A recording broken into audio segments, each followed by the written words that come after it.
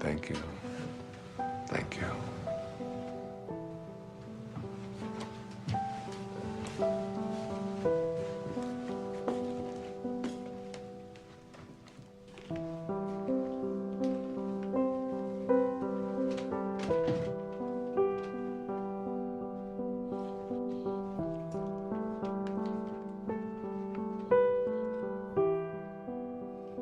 Thoroughly unprepared, we take the step into the afternoon of life.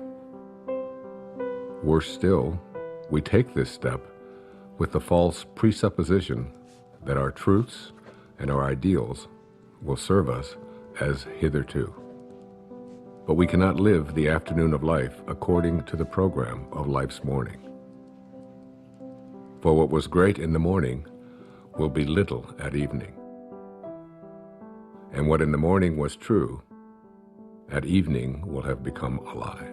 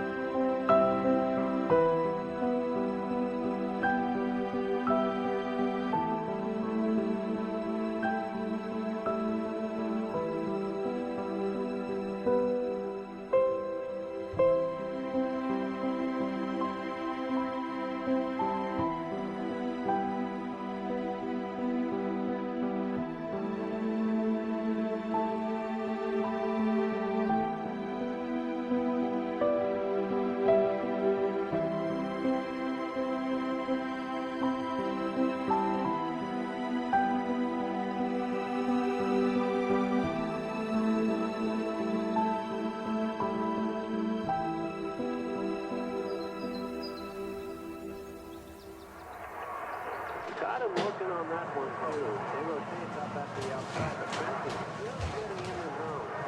Oh, hey. Hey. Thanks, honey. Oh, hey, could I get some cream? Sure. Sorry. Didn't see it there. Thanks. Okay, we're all packed. I got the snacks, lattes and prescription. Boarded the dog, car payment, called the neighbors. Hey, Jack. Jack? Jack, I need you to turn off the video game and come downstairs and have breakfast. We're gonna leave in a little bit. Let me just finish this level. Okay, fine, but then we're unplugged all weekend, got it? I don't even know what that means, unplugged. It's a very sad commentary on our life. Hey, sweetie. Time to get up, sweetheart. Is it tomorrow? It is tomorrow. It is, and we're gonna go on vacation, and we're gonna have so much fun, but we gotta miss the traffic, so let's get going. Gotta get up, monkey. Okay, off you go.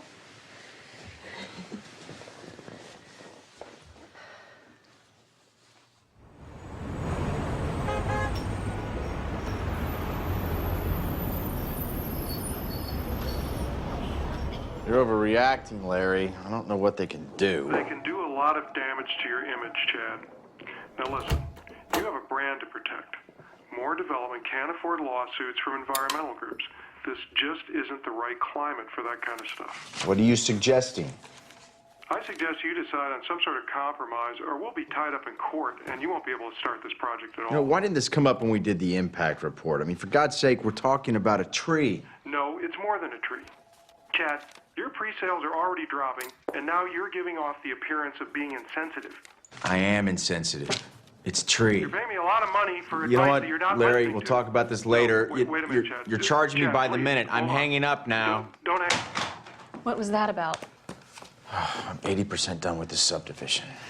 Why don't you just not build near the tree? Then I lose money and you don't get your bonus. I'm not reconfiguring an entire section of it because of a tree. Never mind then. Have you made a decision about the board meeting this weekend in Monterey? Wait, what is this about? The House of Hope and Promise. Ugh, next time someone asks me to be on one of these boards, shoot me. Hugh Johnson is on it, remember? I went to great lengths to get them to ask you to be on it. Yeah. If Hugh Johnson's on the board, I'd better be on the board. In case you've forgotten, the House of Hope rehabilitates homeless families. I have put all of the information in this file for you. You can catch up on their mission in the car on the way there. I know what their mission is. It's to give handouts to people who can't handle things themselves. You know what? I never got a handout, and I managed okay. I will call your publicist and get them to say something about your philanthropic work. Hey, actually, that's a good idea. That'll deflect from the whole tree issue. Always thinking.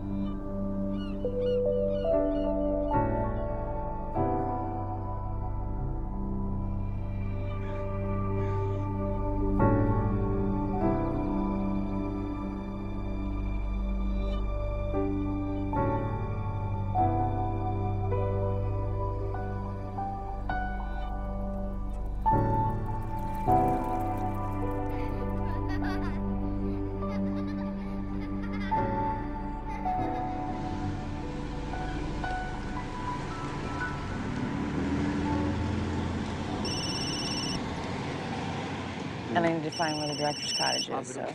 Hello? You gotta get a new van, bro. Yeah, what happened? Is it? Well, it's kind of hard to hear you. The reception's shoddy up here. What do you mean they're reconsidering? You're kidding, right?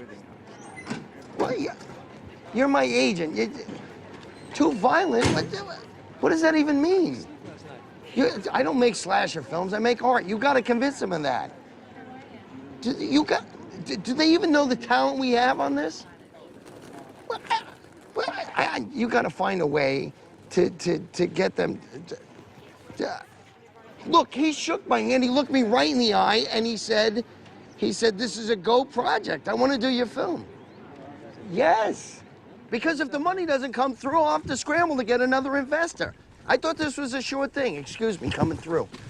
You want to make me happy? Get the money for my film. That would make me happy. I gotta go. I'm on the Wayne Dyer thing. Bye. Wow, damn. Is there anything we could do? You got about $5 million? If I did, would I be here? Then I don't think you can help me. Cheer up, David. It's a quick job. It's quick. It's quick and fun. It's 6:30 in the morning, Sarah. It's not gonna be fun. It's just a job. Nothing artsy. We'll get them their footage, and then we're out of here. Wayne! Good morning, David. How are you? I'm great. I hope this isn't too early for you. Oh, no, I've been up for hours. Good, good. This is Rob, our cameraman. We're very lucky to have him. Nice to meet you. Ron does sound. Hey, Ron, nice to meet you, my And friend. this is Sarah, my production coordinator. Sarah. She's Pleasure. very resourceful. Great. If you need anything, just ask her. Got it. So if you're amenable, I thought we'd head down to the social hall area and then set up down there. Let's do it. I'm ready. I've been ready for hours. Yeah. Oh, let's do Grab it. your cape. Let's go. Super. After Do it. you, Jonathan. All right. All right. How'd you sleep? I slept great. Oh, is there I'm anything? excited about this. Is there any expectation I should know about? I have no expectations. I'm totally in your hands. Whatever you want to do, I feel sorry Okay. for you, Dr. Dyer. You're sorry you said that. I'm just gonna blot you a little bit there. You got a little shine. Okay. You can't go wrong at this place. Isn't it beautiful? It is gorgeous here. I'm sort of allergic to nature myself. Oh, I just love it. I'm so thrilled to be here. He looks good. You want less trees, more trees? How's that looking? Sure, that's fine. Do you know anything about the history of this place? Have you looked into it? Not really. We just go where they send us, you know? The guy who runs this is a fascinating guy. He was telling me about the history of it. You know, I can't hear him. Really a magical place. It's a, it's. Can you say that again? I'm sorry. It's a magical place. I got him. Back in 1913, Julia Morgan, she was an architect, and she designed this entire place. They set it up as a conference center for the Western Division of the YWCA, and they would hold all of their meetings here. And the name of the place, it's called a Silomar. You know, who knows what a Silomar is? And I was asking him, he said, well, a silo or a silio means refuge, and mar means sea. If we're good, we can start.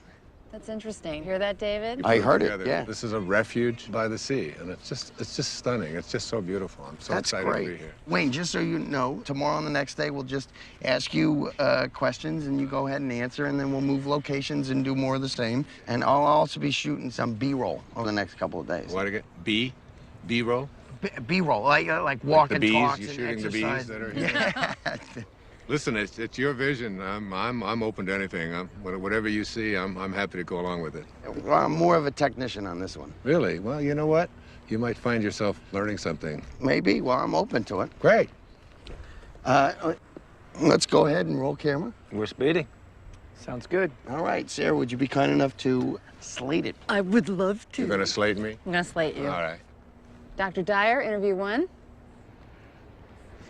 Okay, Wayne, you came up here to write your latest book. Can you tell us a little bit about what you came up to write about? Yeah, I'd be happy to.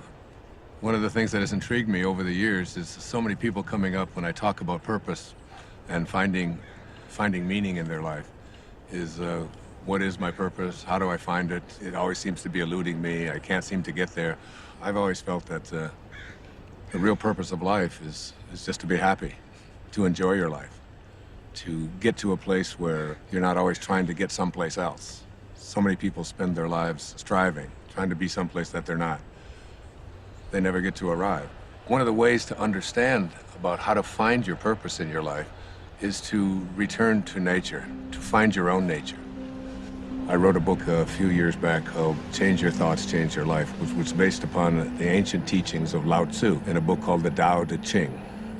Lao Tzu reminds us that all being originates in non-being. Jesus put it this way in the New Testament, it's the spirit that gives life. That you didn't really come from your parents. You really, all of us came from this place called spirit. And when you showed up here in this world, you showed up here from a tiny little drop of human protoplasm, a speck, if you will, and everything that was in that little speck that became you, everything that you needed was in that tiny little speck. One of the most important metaphors that I ever use is that the first 9 months of your life, from the moment of your conception until the moment of your birth, everything was being handled for you. There was nothing for you to do. You don't get consumed with the color your eyes are going to be or what your body is going to look like. It's all taken care of for you. You just surrender. I call it a future pull. And it's pulling you in the direction of whatever it is that you were supposed to be. And to me, it's not too great a stretch to say if everything you needed for the physical journey was already handled in there, then why not everything for the rest of the journey as well? All of your purpose, it's in there. All of what your personality, it's in there. Everything that you were to be, not just the physical you, but everything, if you just let go and allow. And so we're born. And we look at this beautiful little creature. As parents, I have 8 children. I've seen it happen many times. And you look at this beautiful little child and you look at it and you say, great work, God. Great work. Couldn't be any better. We'll take over from here. And then we're surrounded by all these people, our family, our culture, wherever we go. And we begin to be told that we can't really trust in who we are. Stop it, no, give that to me. We have to trust in something outside of ourselves. So we're on a journey towards ambition. Once you begin to say, we'll take over from here, you introduce something, you just take this perfection and you just edge out the Creator. You edge God out. E-G-O, ego. This ego is the part of us that starts to tell us who you are is not this perfect divine creation, this piece of God that you came from. It doesn't say that. It says who you are is what you have. It begins with things like our toys, and then our bank accounts, and then the possessions that we have. Before you know it, we begin to identify ourselves on the basis of our possessions. We begin to take on a set of beliefs about the more that I have, the more valuable I am as a person. And so we spend our lives taking these young children and immersing them in a culture that emphasizes more. It becomes almost a mantra of the ego. You have to have more. And the more you have, the more you are aware of how much other people are trying to take it away from you. The more you get consumed with how do I protect it and how do I make more of what I have. The dilemma here is that if you are what you have and things go away, then who you are also goes away in the process. Going somewhere? Yeah, I thought I'd come with you. Why? Why not? Because this is a work thing. I'll be in meetings all day tomorrow. I'll have nothing to do. matter if you're busy. I'll go shopping or something. I'll be fine. Hi. Sorry, we won't be needing you after all. Thanks, you can go. What are you doing? Come on, it'll be a beautiful drive. Which car should we take? You are not coming, and I do not want to drive. I want to be driven because I have work to do. Okay, well then I'll drive. Let's take the Porsche. Denise, the place I'm going, it's not the kind of place you're used to. It's rustic. I think I can handle it, Chad. I know how to rough it. You know, I don't understand the sudden desire to spend time together. I just want to get away. Would you prefer I got my own room? Okay, what's wrong with you? Maybe I'm interrupting something. Oh, come on. Are you meeting someone Of outside? course not. Look, I don't even want to go to this thing. Well, then all the more reason I should go with you. You're not going to fit all those bags in the Porsche. Why don't you help me try? The second aspect of the ego is this idea that I am not only what I have, but I am what I do as well. We are... You going to get that? No, please, go ahead. Oh, it's all right. While we're stopped here, do you want anything, Dr. Dyer? You want water or anything? No, I'm fine. Still rolling, guys. We're cutting. What? Oh, keep rolling.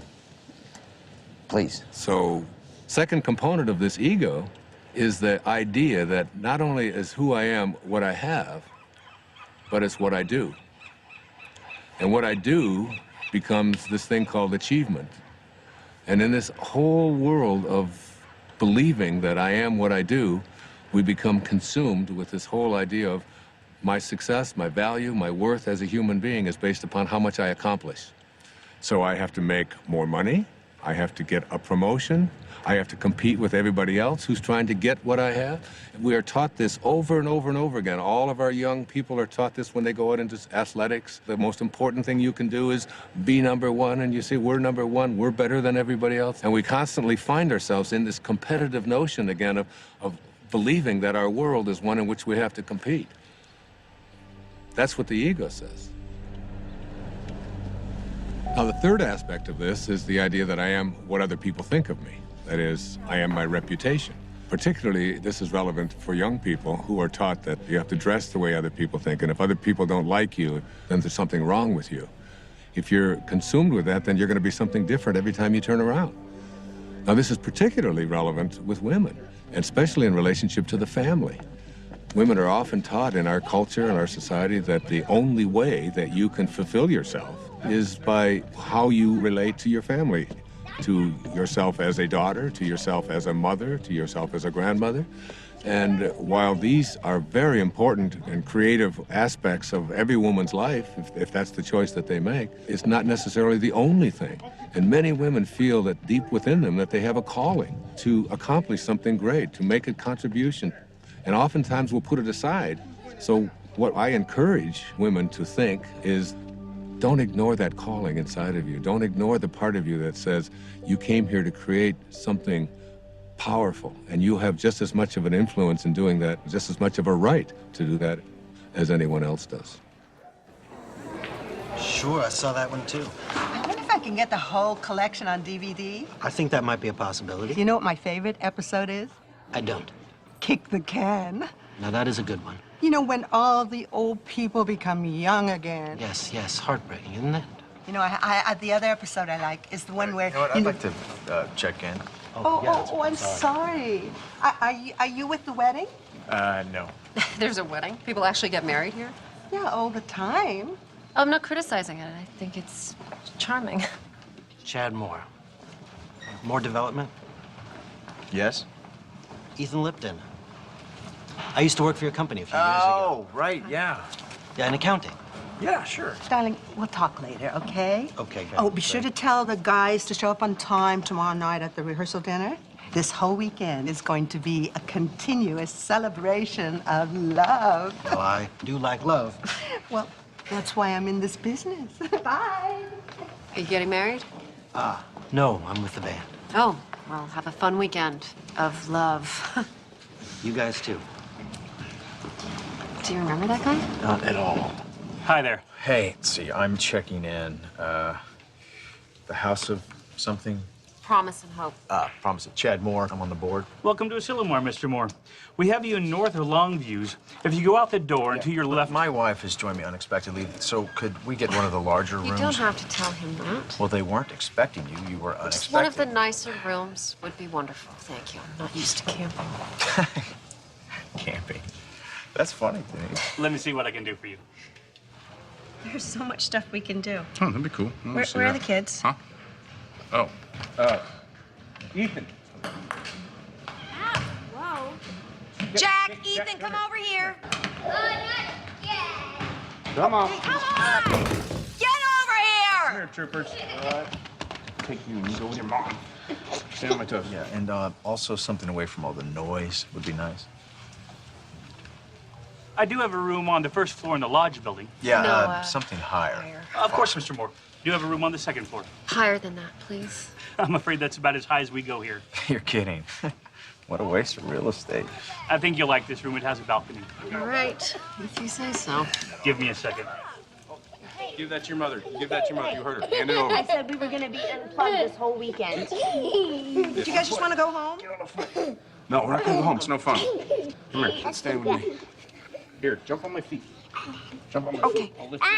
There's no way we can have all these meetings with these kids running around and screaming. Have a great stay. Look, I don't need to be having this conversation right now. I don't have time for this. I can't deal with this right now. It's not... We move into then the later parts of the ego, which talks about something called separation. And the ego has a very strong belief system that who I am is separate from everybody else. And then another component of the ego teaches us that I'm also separate from everything that's missing in my life, from all the things that I'd like to have. And then finally, the ego teaches us the most egregious error of all. It teaches us that we are separate from God. And one of the simple constructs that you learn in the afternoon of your life when you shift into the meaning phase of your life is to realize that you came from a source. We can call it God, we can call it Tao, it doesn't matter what we call it. And that this source is everywhere. There's no place that it is not. It must be because it creates everything. Everything comes from this source. Then it must be in me. If there's no place that it's not, it must be in me. And if it must be in me, it must also be in whatever it is that I feel to be missing from my life. If you know that, then in some way, everything that's missing from your life that you would like to have, you're already connected to it in spirit. And all you have to do is figure out a way to align yourself with that and have a knowing that you're already connected to it. You just have to bring it on its way. And the way that you think and process. What, was that out loud? Yeah, you just said that out loud. Sorry. That's okay. Sorry, it is go intense. ahead. There's no question about it. It's very intense. Please continue. Okay. I was saying that as we move into the afternoon of our life, we take the same ego constructs that we learned in the morning of our life, which is all about competition, winning, being better than everybody else, and we try to apply these same constructs to the afternoon of our life. And what happens is we end up living a lie. For what was true in the morning, in the evening, has become a lie. The problem is we don't really know how to move into the meaning phase of our life. This is when we have to learn to go back to those first 9 months, from the moment of our conception until the moment of our birth. Lao Tzu speaks about this in the Tao Te Ching. Let yourself be lived by it. He says that the Tao does nothing. It's leaving nothing undone. This is where we have to get to a place where we can surrender and have a knowing that we're not alone and that we're going to be guided and that we have a nature and that we can trust in this nature. It's not something that we have to always be struggling with. It's not something we have to be in charge of. Literally, think about it. Let yourself be lived by it rather than you taking over. But as we move into the meaning phase of our life, what's happening is we begin to think about fulfilling a dharma, fulfilling a destiny, fulfilling something inside of us, a calling that only we can feel inside of us. No one else can tell you what that is. But if you feel it and you know it, winning and being ahead of other people takes a back seat to feeling fulfilled and living your life on purpose.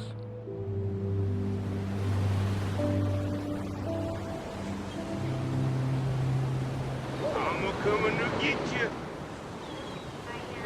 No! Ethan! Don't throw sand!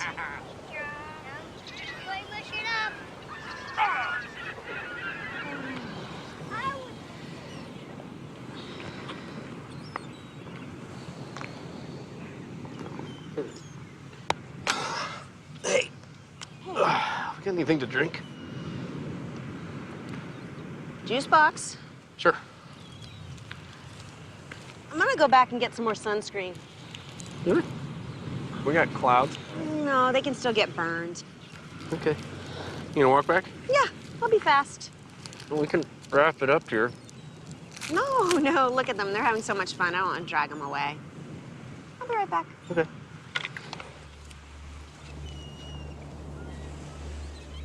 You got some great stuff. Well, I think it was a good start. I think it really was. I think you're going to see this thing come together in some unexpected ways. You're going to be surprised. You really are. Directors don't like surprises. Well, you're in for some. Great. I'll see you in the morning. I look forward to it. Thanks for everything. It was great. Thank you. Thank you, guys. Thanks for everything. Yeah. Thank you. You're welcome. See you later. Yep. Okay. See you tomorrow. Thank you.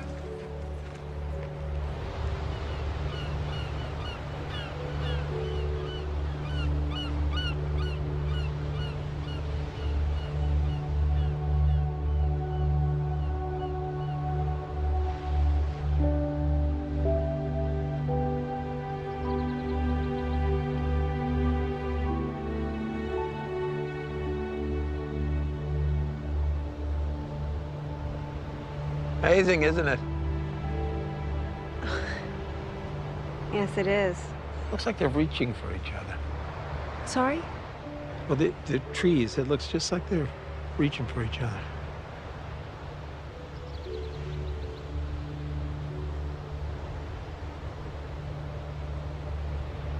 Yeah, you're right, it does.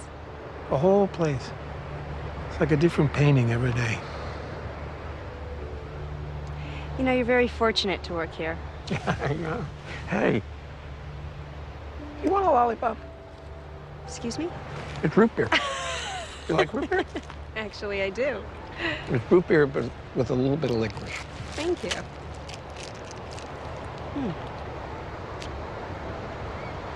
I like it. I like everything about this place. Like what? What do you like about it? I don't know, it's just, it's so beautiful. I can't describe it. In words, yeah. I guess so. I mean, words versus images. Images? Pictures. No, don't do that either. I used to. When I was in college, I used to drive down to the beach and I'd sketch for hours. Oh well, doesn't matter anyway. Oh well.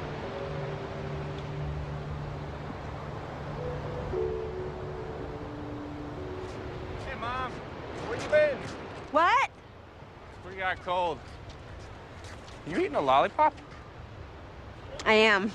Bring any candy for the kids? No, I'm sorry. Oh, that's all right. Let's go back. Come on, buddy. Let's go. Yeah. All right. It's okay. Here. I don't get it, to be honest with you. That really doesn't surprise any of us, David. Seriously, if I didn't have ambition, nothing would get done. Is that supposed to be a comment about us? You have a napkin, please. You know what I mean. Like we're supposed to sit around and wait for things to happen to us magically. There's nothing wrong with a little magic in life. I can't trust magic. What I can trust is my own will to get things done. That's my main problem with what Dr. Dyer's saying. Okay, he's right there. You want to keep it down? He didn't hear me. Dr. Dyer, you want to come hi. join us? Sure, I'd love to. How you guys doing? Great. Good. This chicken's great. Good. So, Dr. Dyer. Yes. We were all just discussing your Right. first interview and all Mhm. those things you said. And basically, David thinks that it's all BS. What? David? Really? I don't think all of it is. I mean, I'm entitled to my own opinion, right? Absolutely, you are entitled to your opinion, and I respect it. And you know, David, you don't have to get this all at once. You know, just get a little bit at a time. That's all it takes. You know, you just start practicing it. Eventually, it becomes a way of life, and you start living from a different perspective. I'm not really a spiritual person. I'm too busy. Yeah, spirituality is kind of like a luxury. That is true. I find it hard to find time to meditate. Let me ask you this. Do you think that you're an inspired person? Do you live an inspired life? Do you feel inspired? I have no idea. Really? Well, let's take an example. Let's supposing I had an apple pie that we had just made. And out of this apple pie, we take one slice. We take the rest of the pie, put it over here, and I take this slice and I give it to someone. Let's say I gave it to you, Ron, and I say, Ron, what is this? That's an apple pie? How do you know that? How do you know it's an apple pie? Because it came from an apple pie. So, well, you laugh, but I mean, the truth is that's a very profound statement that you just made, that everything in the universe must be like what it came from. You take an acorn and you'll never get a rose bush out of it. You look at yourself and you ask yourself the question, where did I come from? Who am I and what am I like? You know, instead of making our choices out of the place that we really are, our authentic self, we're making them out of the ego. And every time we make choices out of the ego, all kinds of things begin to happen to us that take us away from finding meaning in our lives. How do you know if you're making a choice from your higher self? You gauge everything on the basis of how you feel. Are you stressed out? Are you anxious? Are you fearful? Are you angry? Do you feel good about yourself? Do you feel like you're on purpose? Do you feel like your life has any meaning? When you're operating out of the only part of yourself that is authentic, bliss is your response. But what about the upside of ambition? I mean, I'm a filmmaker, and if I didn't, doesn't ego serve me? I mean, if I was going with the flow, I'd never get a movie made. That's a conclusion that you come to because you think out of the ego. You know, the fact is that you might even be able to make much greater films if you came out of a higher place. Imagine yourself as being able to live and work and do everything that you do from this place that, well, it's called Dharma. What's Dharma? Dharma is a spiritual principle that implies there is a purpose to our lives. Like an otter has a dharma, a bird has a dharma. Everything has a purpose. And when you find yourself living from that purpose, you have found your dharma. Your dharma is something that you will be living by.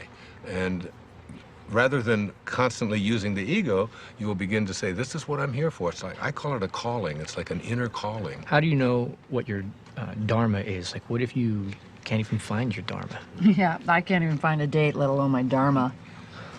Well, your dharma isn't anything you're ever going to find. Your dharma is something that you're always connected to. It is your divine purpose. It is something that you are aligned with throughout your entire life. The ego has kept us away from it. Excuse me, I have to take this. This is what I'm talking about. I'm sorry to interrupt. How does this help me find a date exactly? You don't need to find a date. If you live what I'm talking about, you'll understand that everything will be perfect and everyone that comes into your life will come in on time perfectly. You're a divine creation of God. You're a spiritual being. You don't need anyone else to confirm that. I love that. It's true. Dr. Dyer said it was. It is true.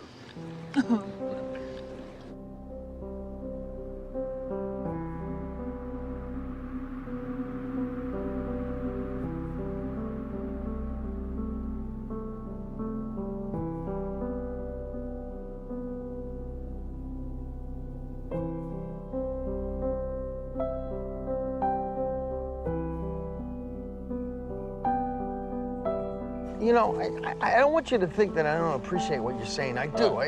Not that you would necessarily be concerned with what I'm saying, because that's the ego telling you what to think, right? So you were listening? Yeah, I'm listening. I just think it's good to have a plan.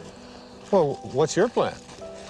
To be a successful filmmaker, to make a name for myself, to make money, to have a good relationship. So you're talking here about prosperity, you're talking about abundance, you're talking about happiness. I haven't any problem with that. I've been attracting abundance and prosperity into my life forever. I think it's actually quite easy to do. I really believe in that. For you? Well, you know, the problem what you're talking about here is the ego. The ego and your attachments. You know, you become attached to you know, how much money you're making and how well your film is doing and is everything working the way I've been told that it should work. When you become attached to things and they go away, you then lose who you are.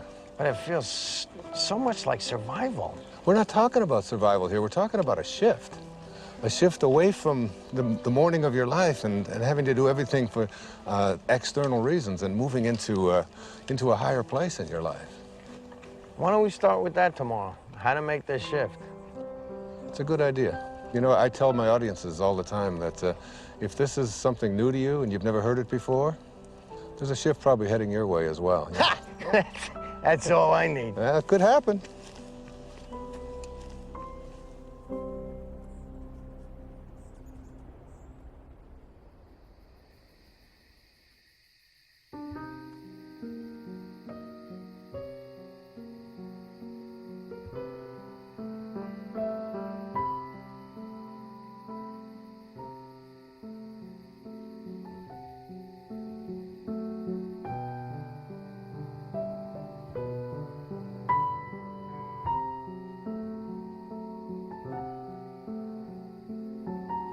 When great thinkers talk about union with God, there's this theme that comes through.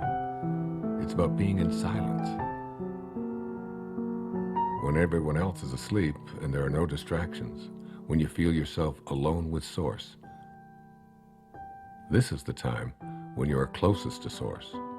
Being alone with Source is not just about feeling good, it's about a new awareness of my own divinity and what it's capable of achieving. It's all about returning back to the place that you came from. T.S. Eliot has a great quote, "We shall not cease from exploration, and the end of all our exploring will be to arrive where we started and know the place for the first time." I got a cut. Wayne, hold there for a minute. Hold there, Wayne, for a second. What is it? It's a bad angle. I gotta be lower. How long? 5 minutes. Wayne, take 5. Just hang there. We're readjusting the shot. Absolutely, no problem. You want some water, Dr. Dyer? No, thanks. I have an ocean here. Finish that test real quick. Hi, you've reached the office of Alex Chase at ICM. Please leave a message for Alex or Jason at the tone. Thanks. Alex, it's David. Call me back when you get this. I'm getting a little antsy. I think we should have heard by now. What did the executive say? Do you know anything? And why haven't I had a meeting yet? See the difference? Yeah. Call me back. I'd appreciate it. Ooh. Wayne Dyer interviews day 2. Rolling. Okay, we'll start with the transition from ambush into meeting. Great, it's a good idea. I can give you an example from my own life. It might be helpful. When I first started writing, I was very blessed to be considered, quote, successful. My motivation very often became how much money was I going to make on this book? What was my next contract going to look like? How many weeks did it appear on the New York Times bestseller list? What position was it? Did you get on the Tonight Show? Did you get on the Donahue Show? Hold on, I'm confused. Yeah? Yeah, if you were a success, who cares what was motivating you? Well, I guess you begin to change your definition of what it is that constitutes success. I mean, success can be identified in those terms, and there are other ways to look at it as well. But there's people listening to you. I mean, where would you be if you didn't initiate it? I mean, it got you started, right? I'm sorry to interrupt. Are we switching to a Q&A format? I'm just curious. Sorry. No, that's okay. It's a very normal question. It's a very common concern that people have. For myself, we talked about my writing, David, and yes, by all means it was successful, but there was a part of me, inside of me, that said, there's something more for me. I was writing books about psychology, your erroneous zones, pulling your own strings, the sky's the limit. All of them were doing well. All of them were bestsellers. It was all, but inside of me, I was shifting. There was a calling to something else, and I could see the shift taking place in my life. And the shift was, it was more in the direction of spirituality. It was more in the direction of higher consciousness. I began to become excited and thrilled by reading people like Krishnamurti, by reading people like Muktananda. And I remember going to my agent and I said, I want to write a book about how to take some of these great spiritual ideas. He said, no. You're going to write a book about sex. He said, this is going to sell. This is like Dr. Ruth has got one, but you're way better than Dr. Ruth, you know, and he's going on and on. And he said, and then I've got a second book for you, and we're going to do a 2-book deal, and you're going to write a book about how to make money. You know, Wayne Dyer's approach to making money. And I'd say, Artie, I said, I can't do that. I said, I have to write about it. He said, no, nobody's going to buy this stuff. He said, that's the airy-fairy stuff. That's out there. That's all that new agey stuff. He said, you don't want to. I said, but I have to write that. That's what I'm living. That's what I'm feeling. It's so exciting. And I remember submitting the proposal to him, and he said, all right, I'll send it in. And they reluctantly, they didn't give me much of an advance at all because they didn't even believe in it. But off I went. There was a strong inner kind of feeling that I had something greater to give.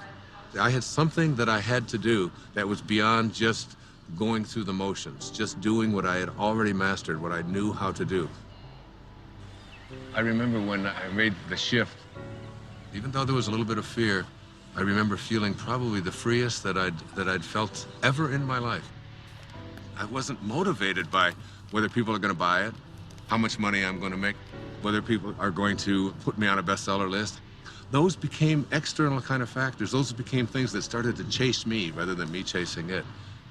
Basically, I think, David, what I'm trying to say to you is that you get to a place in your life where you start to be guided by something that's larger than yourself. Just stay aligned with what you're here for and stay in harmony with Spirit, with God, with Source. Stay there. And as you stay there, the meaning phase of your life begins to take over. And once you cross over into the afternoon of your life, it's impossible to go back. Wait, Monday? You can't keep telling me Monday. If it was coming through, it would come through like 5 Mondays ago. Well, we can take a pause here for a second. You are not telling me this right now. What do you mean? They're replacing me? You don't know what to tell me? This movie meant everything to me. I bought them this movie! It's my movie! This movie meant everything to me! Damn it! Okay, this would be a great place to break. Is he okay, you think? I think he's gonna be fine. Let's just call it lunch. Everybody get something to eat, okay? And then as soon as I...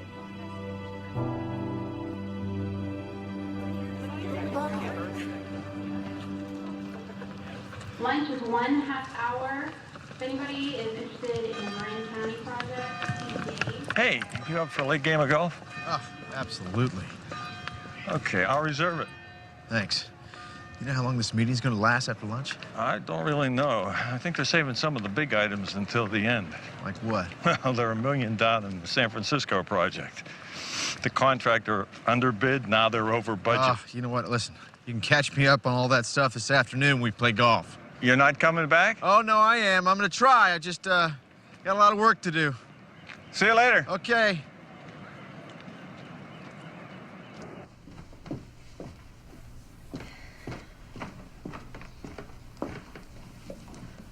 Good book? Not bad. I'm sort of a slow reader, but it's being patient with me. You said you worked for my husband? A long time ago. I don't think he remembers me. Oh, I think he remembers you. Well, he let a bunch of us go all at once, because, you know, he needed to scale back. Sorry about that. Hey, it's okay, truly. It's one of the best things that ever happened to me. I needed to try some different things, pursue some other avenues. Like your music. Like my music, yeah. Well, it sounds like your story has a happy ending. Not yet, I hope. No. Don't rush me now. No, that's not what I meant. I meant you seem happy. Come on. Hey, you know what? You and Chad ought to come to this party that we're playing at tonight. Oh, thanks anyway. Yeah, come on. It's supposed to be a continuous celebration of love. Isn't that what she called it? Oh, yes, I think she did. Okay, so you guys have to be there to help us continuously celebrate. I can't crash a party. I just invited you. You can't invite us. Too late. Sorry. Happened. No.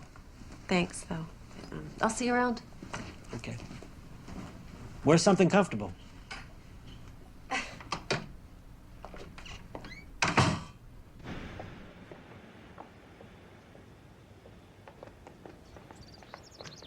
Denise. Denise. Hey, slow down. Stop! Oh, hi. Why didn't you stop? I didn't see you there. Where are you going? I was going into town. I thought you were in meetings all day. I was. But, I'm bored. Yeah, well, if Hugh Johnson can do it, you can do it. No, I'm not cut out for this non-profit thing. So. Oh, Chad, you just gotta fake it. No, I'm coming with you. What? I said I'm coming into town with you. Honey, I love you, but I don't enjoy shopping with you. I need some me time. I thought we were supposed to spend time together. right?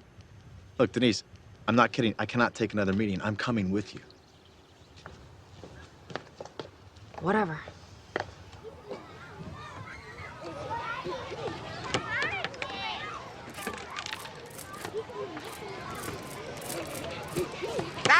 Hey! Guys! Stop it! Take it over there or you're gonna lose the water guns. Oh, they got you all wet. Ah, it's no big deal. It's just water. Water is soft. Don't give it another thought. It's great. I am so sorry. Don't be sorry. I've got 8 kids of my own. I've got grandchildren. You know, these things happen. Things get messy once in a while. It's fun. Well, thank you. That makes me feel a little bit better. I always see it as an opportunity to sort of practice what I call non-interference. Oh, I wish I could do that. Oh, you can. Of course you can. Really? I mean, I'm their mother. Isn't that a little irresponsible?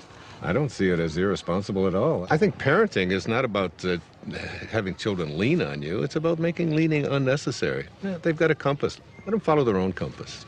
What would I do with myself if I wasn't interfering? Oh, I don't know. Do you ever think about music or art or something like that? How'd you know? No what? Nothing.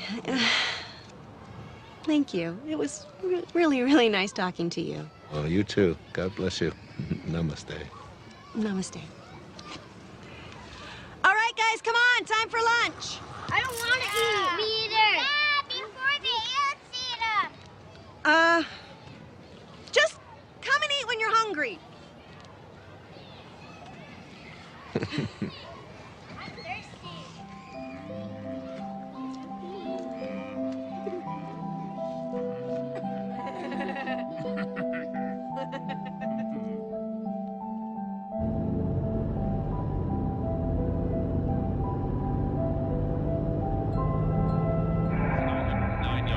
Touchdowns and only 5 interceptions. Now listen, Bob, the next Peyton Manning, you want to put 10 bucks? And definitely he had that signature moment during the game against the Bears. Yeah, but you know, he could have cracked many quarterbacks. On Tuesday, 5.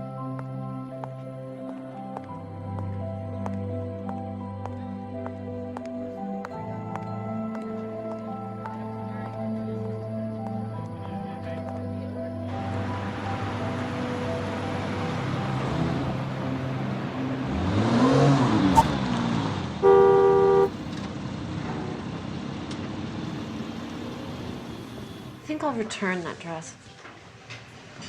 The one you just bought? The red one. I waited 45 minutes for you to decide if you were going to buy that. I don't think I like it. Then why'd you buy it? Actually, I think I already have it. It took you an hour to buy a dress that you already have. This is exactly why you shouldn't come shopping with me. Oh, I've got an idea. How about if we just not talk to each other at all?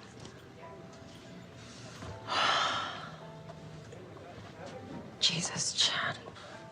I really should have come alone. I've got a lot on my mind. You've got a lot on your mind. What could you possibly have on your mind? All right. I wasn't going to tell you this until tonight, but...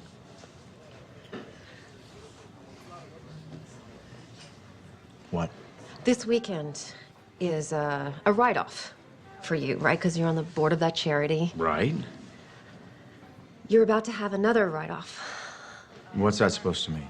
Ugh, God, I'm trying to put this in a way you can relate to. Yeah, well, I'm not relating. I'm pregnant. What? You're joking.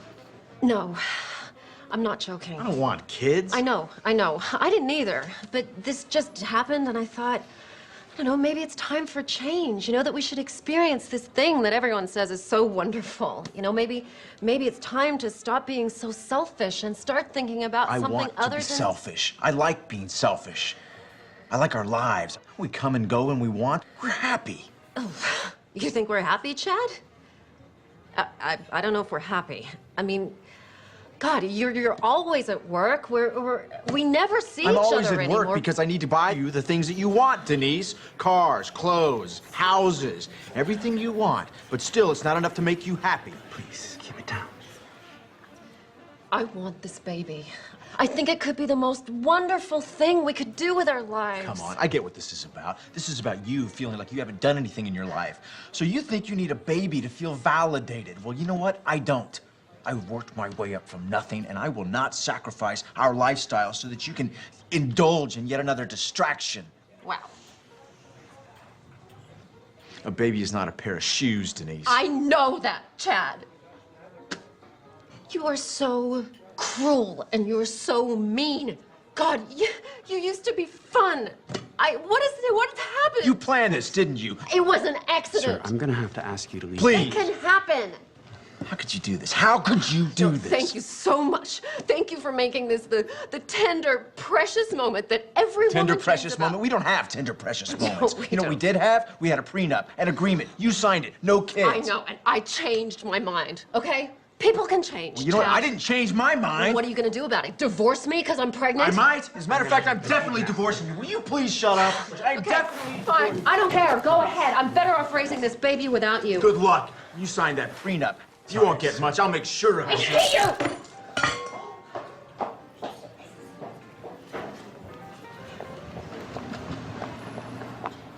Sir. I'm fine. I still need I'm you. fine. Sir, I am still gonna have to ask you to leave. Oh, I'm leaving. Don't worry about paying. No, I am definitely paying for this meal. Please, sir, it's not necessary. Oh, she's got my wallet. Hey! You took my wallet, you kleptomaniac! You left it in the room, you moron! I'm calling my lawyer. I'm calling my lawyer right now. Oh, really? How are you gonna do that without your precious phone? Hey, come back here! Come back!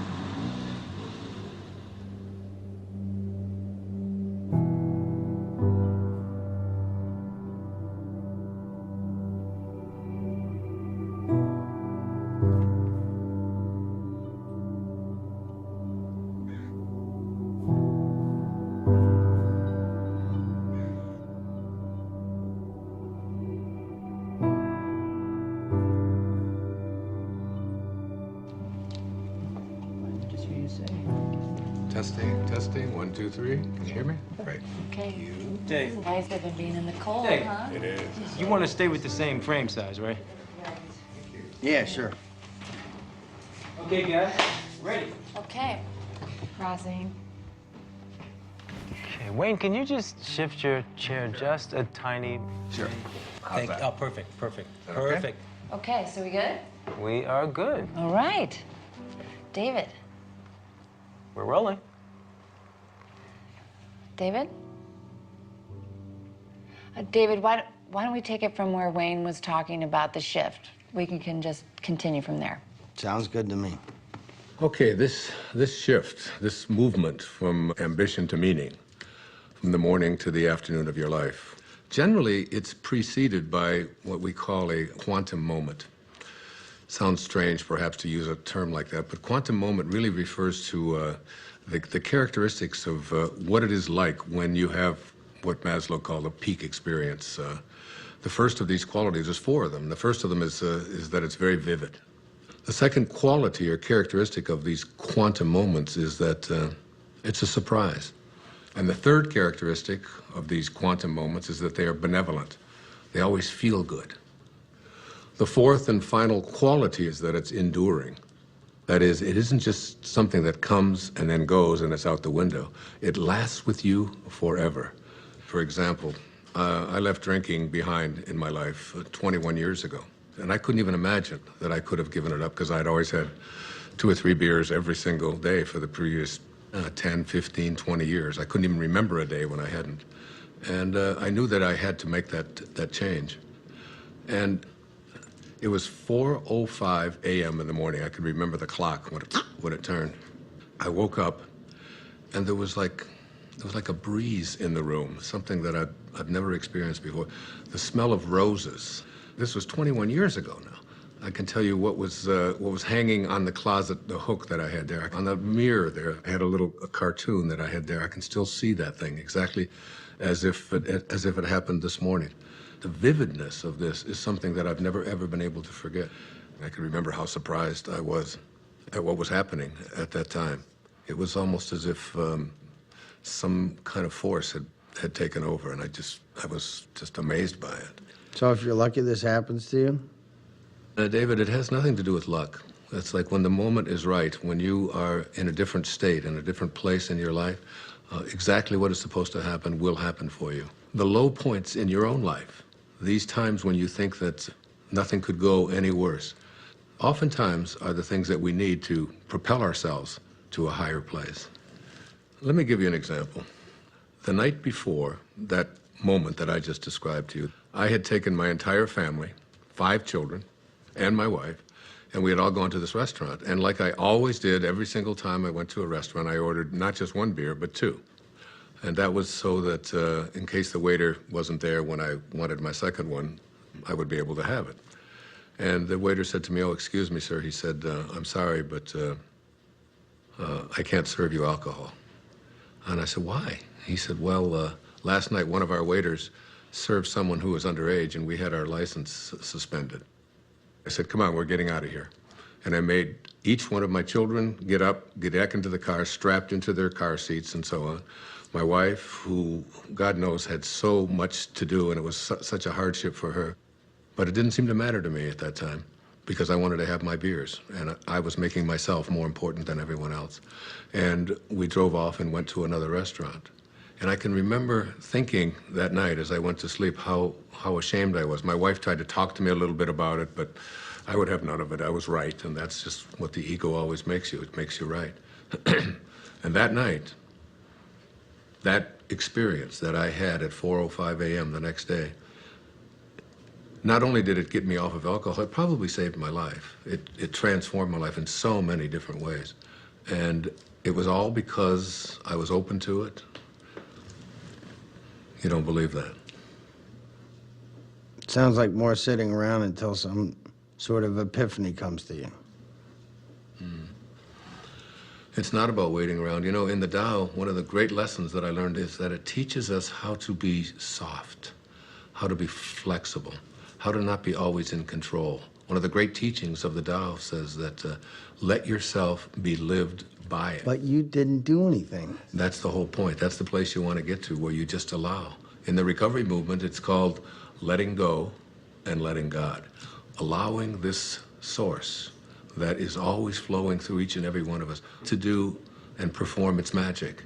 And that magic will always work in our best interest if we just surrender to it. If you could just stop interfering in your own life and just let yourself be done. If you can get to that place, nothing will be left undone. Everything that you need will be there for you.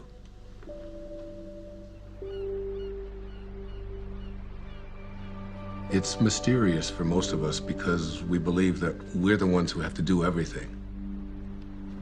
Isn't it interesting that you had everything you needed in the first 9 months? Why isn't that true for the next 90 years? Because we interfere. When I was 19 years old, I was in the United States Navy and as an enlisted man. And I was given my assignment to join the aircraft carrier, the USS Ranger.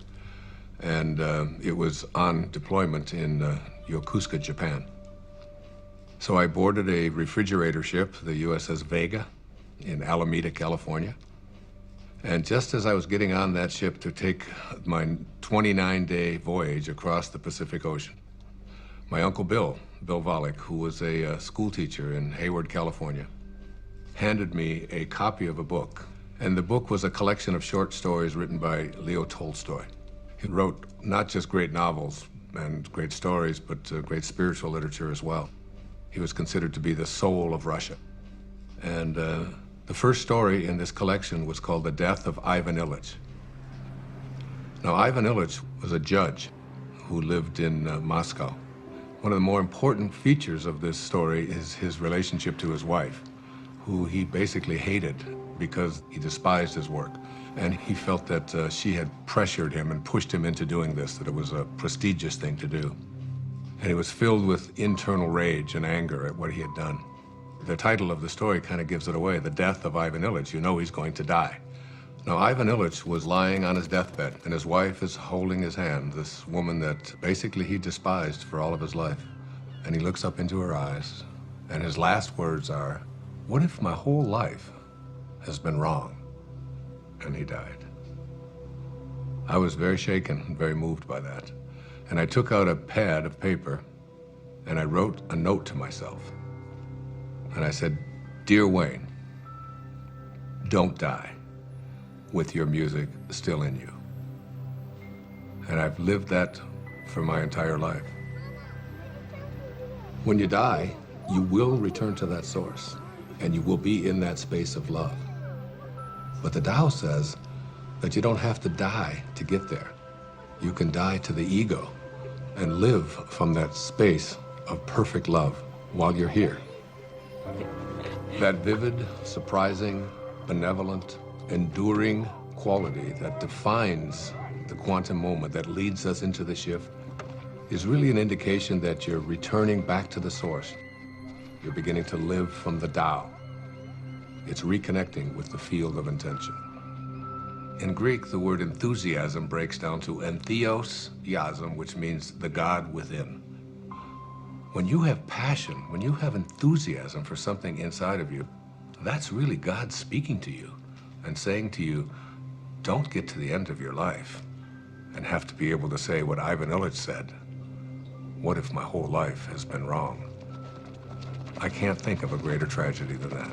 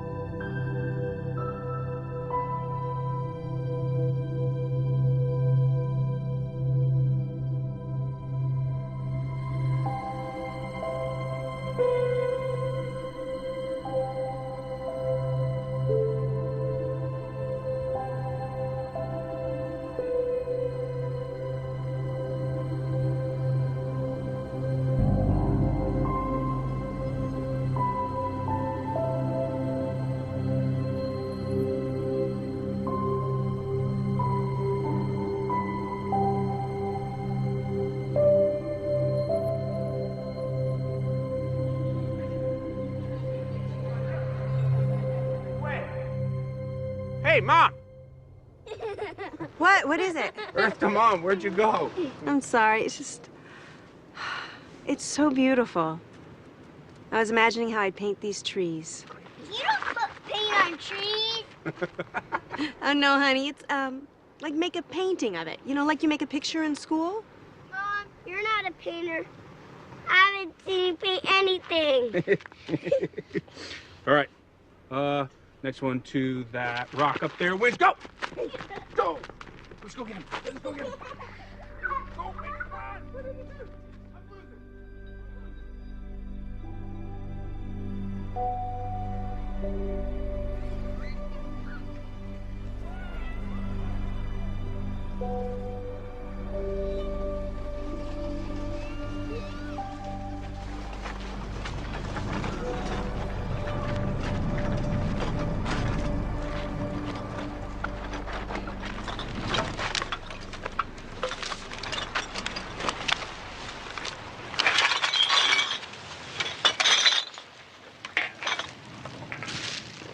Hey, here's some money.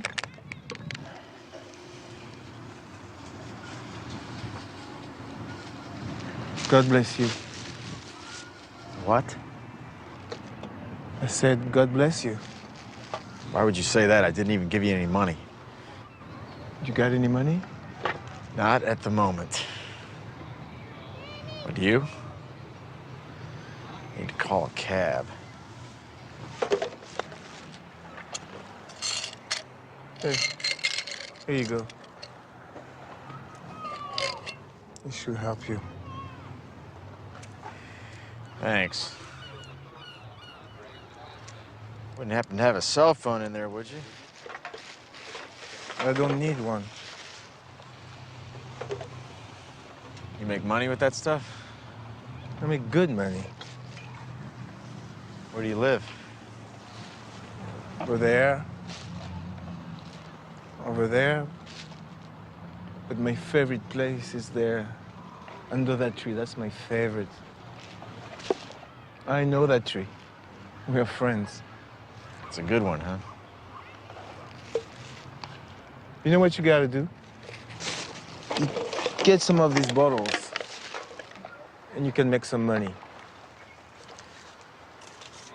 There's a machine down there. You put the bottles in, and you make some money. Thanks. Maybe I can save up for a cell phone.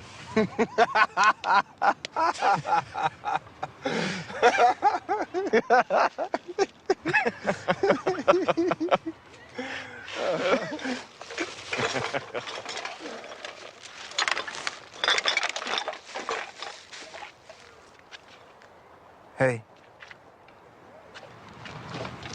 Do you have some money?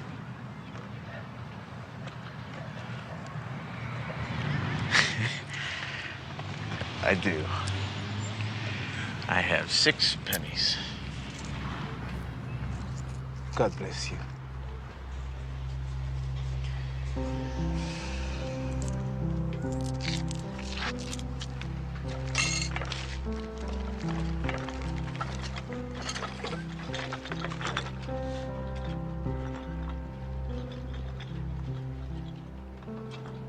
Synchronicities. It's like a collaboration with fate. All of that becomes the norm, and the ego is no longer the driving force in your life. You begin to recognize that there's a powerful organizing intelligence that's in all things, and it's working with you and for you, almost as if you're making it happen by just being connected to your source. The destiny that appeared to be imposed upon you by something outside of yourself is no longer the relevant driving force in your life. You're connected to the source, and it's almost as if this divine organizing intelligence, God, the Tao, whatever you want to call it, it's almost as if it's saying to you, you play the music that you came here to play, and I'll be there to help you overcome any struggle or any obstacle that comes along. And it's not going to be a struggle because Source is supporting you. Yes, hi. Could I get a cab, please, to Monterey Motors? Yes. Thank you. Thank you very much. Bye.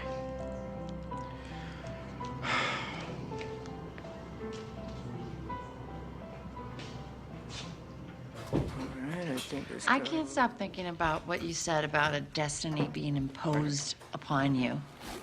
Well, you know, I think all of us, each and every one of us, have a knowing within us. You know, it's been said that when you trust in yourself, you're trusting in the very wisdom that created you.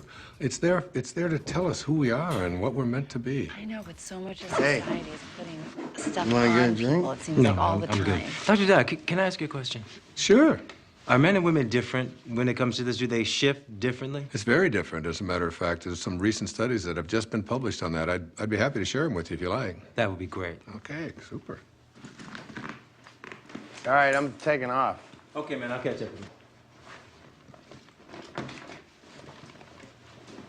So there was this incredible study done. It's, I've got it right here. It's called The Moment That Turns Your Values Upside Down. And there's 4 components to it. There's men and women before and after. Now, before one of these quantum moments, they were asked just to list the most important priorities of their life, from the most important to the least important. Now, for men, the very first and most important value that they had learned was wealth, the accumulation of money. It's not really that big a surprise, because we are taught as men when we're growing up that your job is to support your family, your job is to get ahead. The second most important value for all of these men was a sense of adventure, to go out there and, you know, what, conquer the world, Be the guy. Yeah, absolutely, be the macho guy. The third was achievement. You know, as men, we're raised to believe that you are what you do, what you accomplish, what you're able to create.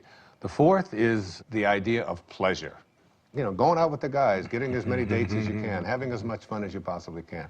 The fifth of these is to be respected, all right? And we all know as men what that means, you know? You're not giving me any respect, man. And then you get out there, and when you're growing up and you're a kid, and if you don't get respect, you're having fights. Here are the top priorities of our lives, you know, be able to make money, to have a sense of adventure, to have, you know, to achieve, to feel pleasure, to be respected. That's basically the morning of our lives. This sounds like my list. What are you talking about? When was the last time you had fun? Oh, do not even listen to her. I know how to have fun. Do you mind? I'm trying to hear Wayne. Go on. Thank you. I appreciate that. All right. So the second part of this study, which is the after. A quantum shift has taken place. Same questions, only it's many years later, and they followed this over a lifetime. And the number one value is spirituality. Spirituality. The number one thing. It has gone from making money to spirituality, which wasn't even on the list before. You can't even find it. I've got the top 15 of them listed right here. It's not even on there. The second one is personal peace, less anxiety, less stress, if you will. The third one is family. Now, family was on the other list, but it was way down before. Now, what happens after one of these moments, you begin to look around and say, what is it that's important to me in my life? And then the next is God's will. This is the one that says, I have a sense of purpose. And then honesty is the fifth quality.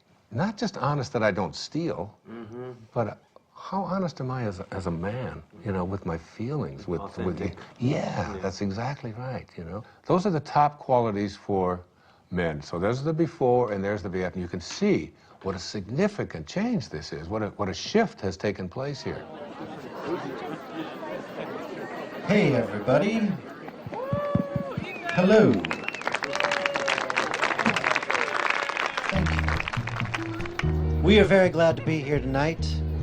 Steve and Lisa are dear old friends of mine, and so when they asked me about the prospect of our band playing at their wedding, I felt like I had no choice but to say, are you sure? Are you positive that's something you want to inflict upon your friends and family at your wedding day celebration? And Steve and Lisa assured me that that was exactly what they wanted to inflict upon their friends and family at their wedding day celebration. And so, here we are.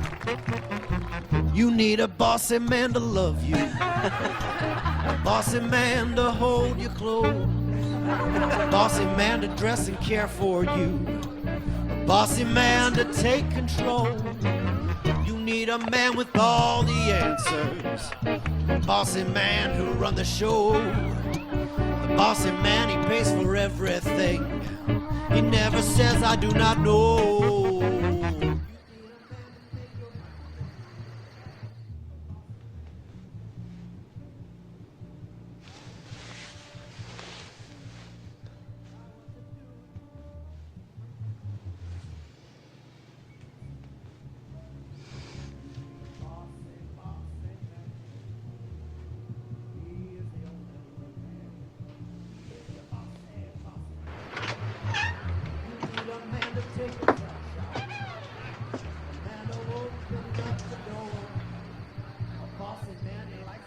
Okay. I know what you're going to ask. I can already tell. Yeah. What's the deal with the women? Bring it on. For women, it's even more astonishing. Before one of these quantum moments, the number one value is family. And it's not surprising because women are kind of raised in our society, in our culture, to be a good mother, to be a good daughter, to support your family, to take care of your children, and so on. The second one, which may surprise you, was a sense of independence, of feeling as if I would like to feel independent. Women are very conflicted. Yeah, makes sense. The third was career. Now, very often, women never even felt that they had a right to go for a career because they were obligated to be taking care of their family. And this is not a put-down of that at all. What we're saying here is that there's something more. The fourth quality for women was fitting in, having to be like everybody else and so on. Yeah. And then finally, attractiveness. And this became not just like it's nice to look nice, but my whole values are, and how do I look, and where do we get this? You know what? That is so scary when you break it down like that, because where is it that we learn as women we're supposed to be pleasing everybody else all the time? Well, go on the newsstand. You know, all you see are magazines with pictures of girls with waists this big and, you know, with implants, lots of emphasis on makeup, having the right labels, carrying the right bags and so on. So these became the top qualities or characteristics or values for women before one of these shifts. Well, I hope the after list is better. Their values shift dramatically. The number one value for women after having this experience is right here, is my own personal growth. Now remember, before it was like taking care of everybody else, doing the right thing, fitting in, and now it's all of a sudden, how am I growing as a human being? How do I feel about myself? The second is a sense of self-esteem. Am I worth anything? How do I feel about myself? Am I a valuable human being? The third one is spirituality. My sense of my connectedness to something bigger and greater than myself. And then happiness. Again, this wasn't even on the list. It was almost at the bottom of the list before. How often have women been raised to believe that their happiness isn't an important thing, that doing what they are supposed to do rather than feeling, you know, a sense of, I'm entitled to be happy. And then a very interesting one, it's called forgiveness. This became very important in their lives. Forgiveness. That's good, because then you can forgive all those people that gave you bad information about what you're supposed to be doing. Yeah, there's a whole lot of resentment that begins to take place in people. It's what so many people just go along with. Oh, Right. Joe. This is great. Hey, you're the best. Thank you so much. This is great. We should be filming this. Thank you very much. Good night, guys. You guys did so well in the hike today. Good night. Can I have a glass of water? Of course you can.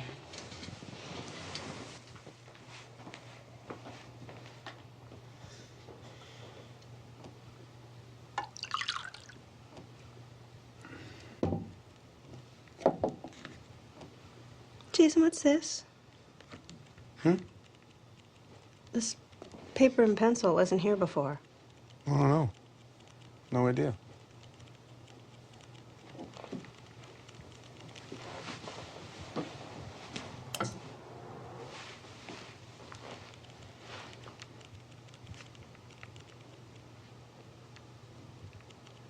Hey, Jason? I think I'm gonna take a shower. Okay.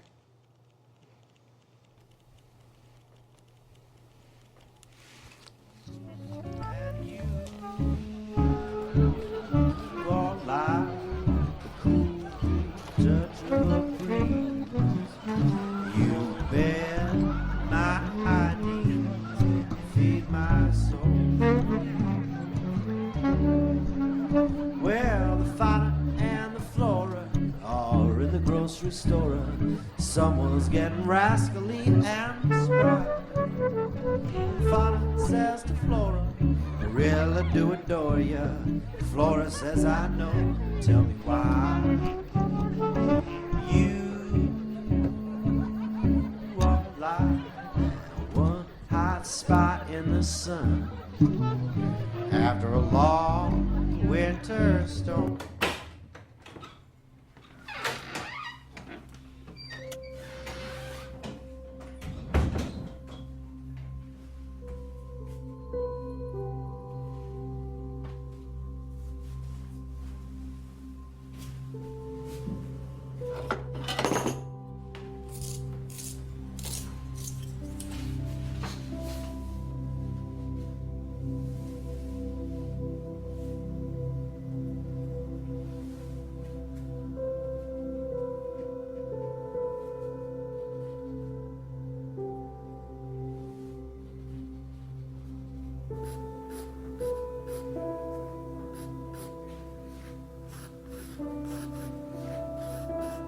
I don't know, would you guys like to hear? I think maybe the only true miracle that ever happened to me in my life. A real miracle? Yeah, it was an authentic miracle for me. It was a healing that took place that I still can't explain. So it was in the year 2000, and I had taken a group of 25 people on a spiritual tour to Assisi. I've made several visits there. In fact, I wrote an entire book called There's a Spiritual Solution to Every Problem, based upon the prayer of St. Francis. And I lectured for a couple of hours about it, and we all had visited the places where St. Francis had lived and performed so many of his miracles. The next day, we were going to take a tour to a place called San Damiano, where St. Clare, who was the first female to ever become a part of the Franciscans, lived. And on the third floor there was the bedroom, exactly as it was in the 13th century. There was a young man on that trip. He was 21 years old. His name was John. He was from Pennsylvania. He had cerebral palsy, and he had 2 very heavy braces on each one of his legs. We were going to go up to the 3rd floor. Now, this was a winding staircase to get up to the 3rd level where St. Clare's bedroom was. Now, John, in order to be able to go up the steps, he would have to move his leg out like this, you can imagine, and then he would go up the step, and then he'd bring the other one down, and then he'd go up the next step, and he would bring it back because his legs were stiff. But as we started to get into the very narrow part of the staircase, he couldn't, his legs wouldn't go out. He could only go this far, so he couldn't go up. And you can imagine he couldn't go down. It was impossible for him to go down. So there he was stuck. I was ahead of him. And he stopped me and he said, Wayne, I'm in trouble. I can't go up another step because I can't get my leg out to the side. There's no room and I can't go back down. What are we going to do? And there was a whole row of people behind waiting to go up this very narrow staircase. So you have the picture? Old people don't whisper, 'cause old people can't hear. We'll just talk louder and louder, year after year. Stop looking at me funny, get over here, and I'll whisper. You have grape juice on your wine? Oh, no. No. Yes. Old wills grow stronger. Old backs grow stiff. Old feet grow wider and longer. Old dreamers drift. I'm drifting over your way.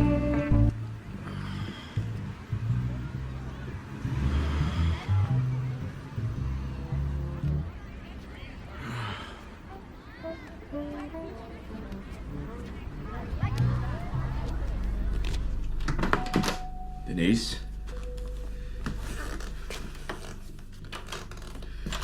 Denise?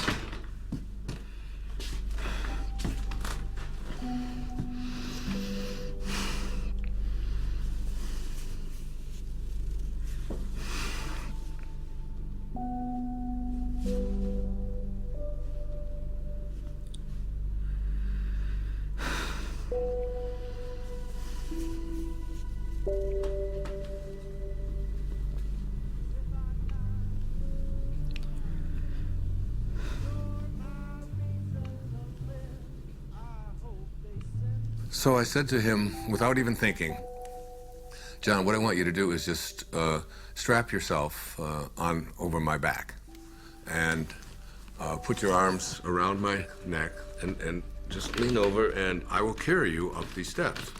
Now, what I haven't told you is that before we went on this trip, I had done some major damage to this right knee of mine, to a point where I had it examined by several orthopedic physicians, and I was told that there would come a time soon when I would have to have this knee replaced because it was down to bone on bone. So as he got on my back, and now we're talking about 240 pounds or so, he went, I went about 3 steps and I realized that my knee was about to collapse and I was gonna go straight down. And I had a quick vision of what the newspapers and the Assisi Daily News were going to say the next morning. Spiritual teacher collapses, bottom of the stairs, 40 people dead. You know, it was like, and so as my knee started to go down, at that moment, I saw a vision of St. Francis. I had a vision of what he would look like, and he didn't say a word. It was very, very quick, and he just went like this with his hands. In other words, stand up. And suddenly, and I had the fragrance of roses was in there, the same fragrance that I had, remember in the story I told you? In that quantum moment when I had that, the same kind of thing. And I stood up and I started walking up the steps with him, and my knee just suddenly righted itself. It was fine. Not only did it right itself, but I suddenly had like a burst of energy like I've never had before. Wow. And I started walking faster with him on my back. Then I started running. And I ran up all of the stairs. My wife was waiting at the top, and she said, "What happened to you, and what are you doing? And everybody else is out of breath." And yet, I said, I had a miracle. I just don't know what happened. And I realized that my knee didn't hurt anymore at all, and I wasn't limping, and I had no pain in it at all. By the way, I've never had any surgery, nothing ever done to this knee. It was a healing that had taken place in that moment.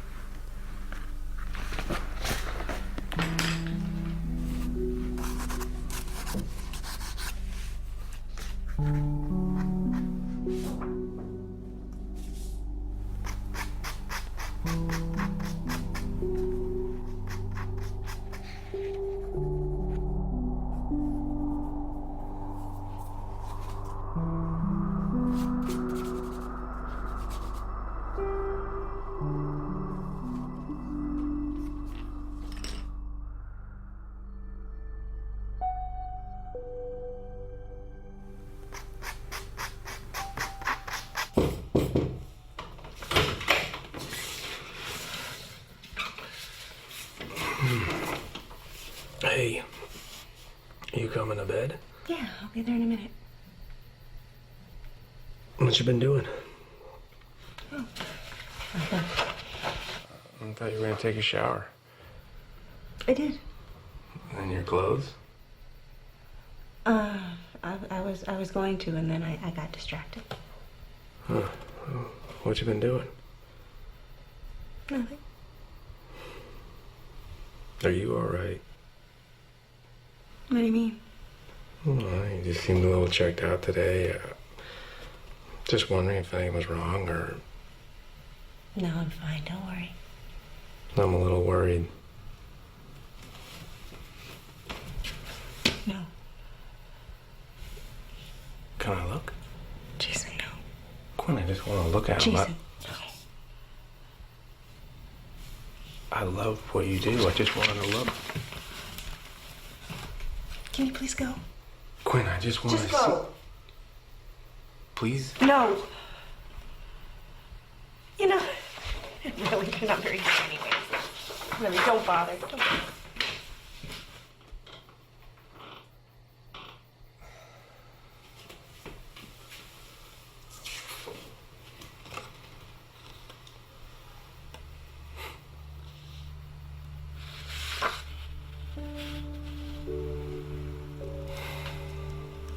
Later on, I started to talk about this miracle, but the thing that I did was, when people would ask me, why do you think it happened to you? I would always say, well, why not? I mean, I'm Wayne Dyer, after all. You know? And I've written an entire book about him, and he's... I deserve a miracle. Yeah, and it was like, and I really believed that it was like a special sort of thing that came to me. That's what happens, you know, when you get your ego involved in it. And what happened in that moment is that I totally forgot my ego. It wasn't that I'm so grand and so spiritual or that I'm so special. My instantaneous reaction to what John needed was to just reach out to him, and that's when the miracle occurred. In one moment, without thinking, I reached out to a fellow human being in need and forgot about myself. And it was almost as if the door opened, the teachers found me and said, here it is.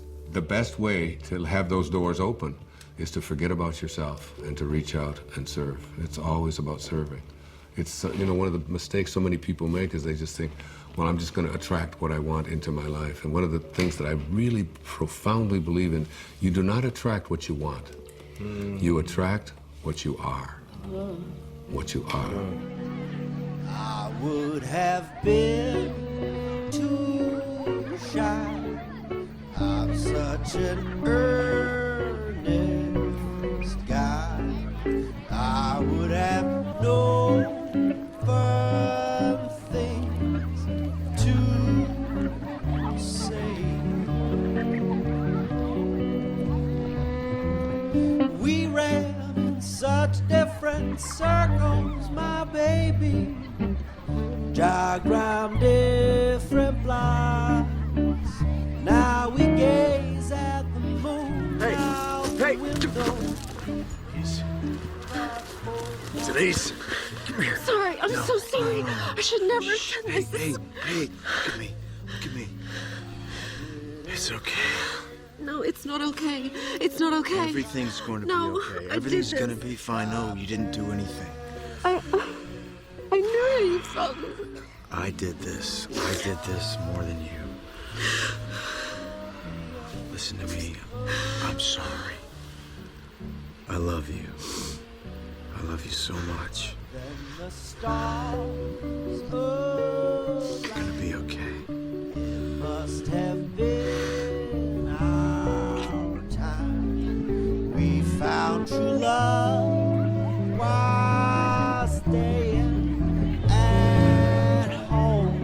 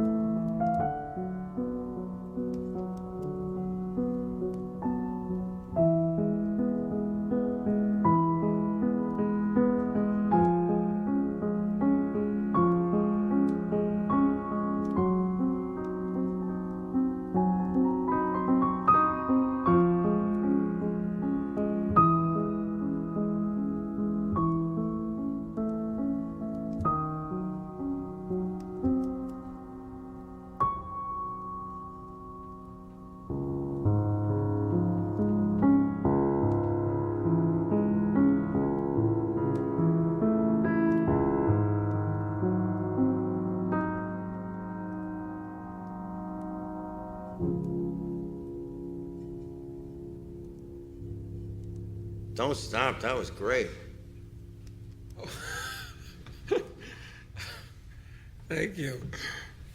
What brings you out so late? Or I should say so early. Just couldn't sleep. You having trouble with the filming? No, that's fine. Filming's easy. It's my business I can't handle. Hey, do you know chopsticks? I used to. Ha! Makes me think of being a kid. When I was idealistic. Back when I thought I'd make a name for myself. Oh, hey, don't say that. You have a name. More like a household name. More like Scorsese or Tarantino. Well, hang in there. Anything can happen. Why does it have to be so hard? One minute I have the funding to make my movie, the next I don't. Can't get the money without the talent, can't get the talent without the money. And then they pulled it all out from under me. I don't own it anymore. Seriously thinking career change. That's a good sign. What is? You're giving up. That's good. How do you figure? You can't force these things. Right. And again with the magic thing. What's the matter? What's that? You know, I don't know why I'm telling this to the janitor or whatever you are. I do a lot of things around here. Believe me. play a damn good piano, though. You should think about doing that full time. Well, for a while I thought I would. Yeah, what happened? Well, I started playing when I was very young. I was a natural. And then I got older and I became more aware of people watching me play. And then I started to play more for them than for myself. And then I got very scared that I would disappoint them. So I did. Did what? I disappointed everybody. I would be very clever. I'd go to a recital and I would just play a couple wrong notes on purpose as a test to see if they would still love me the same way. And basically they didn't. It was a long time before I touched a piano, which is it's crazy when I think of how much I enjoy playing. Yeah, I was just thinking that. This would sit for years. I wouldn't touch it. I wouldn't even notice it. But you're a piano player. I don't get it. You don't get that? How could you ignore what's right in front of you? Busy doing other things. You should understand it. Wait, Yeah. Hold that thought. You hear that? I don't hear Shh. anything. Listen. Listen.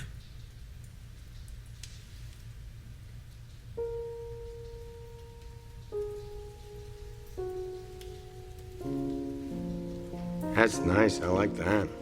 I like that too. You making that up? Yeah. Well, no, sort of yeah, mostly no. What? It's just something I could do. Make music, you mean? No, I can't. And you're a good faker. Yes, I'm just listening. Listening. I listen. And then I just play what I hear. I'm not making it up at all. It makes itself up. Makes itself. Exactly. I just play. Sometimes all you gotta do is just show up, pay attention, and music happens. Your music happens.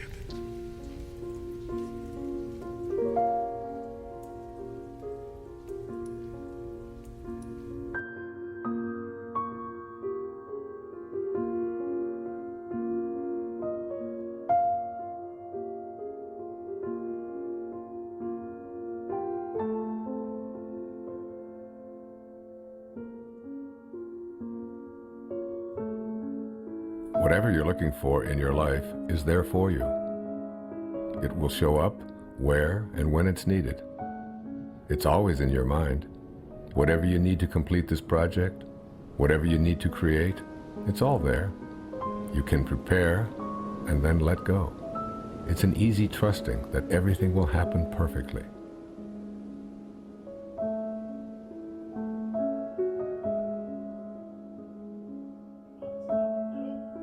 Bend forward to your lower spine. Bend your knees. Place your hands on the floor. Move your hips up and down. Right, left, right, left, right, left, right, left. Get your lower You know what? spine. I can't shoot it from here. No? No, there's tint.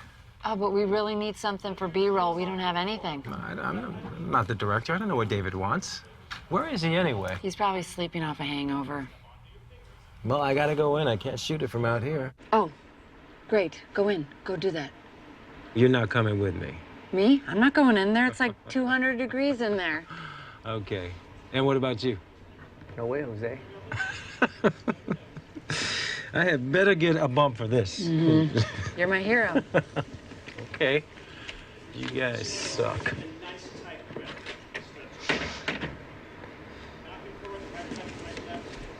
Hey, good morning. Good morning. I got up early. I was scouting locations.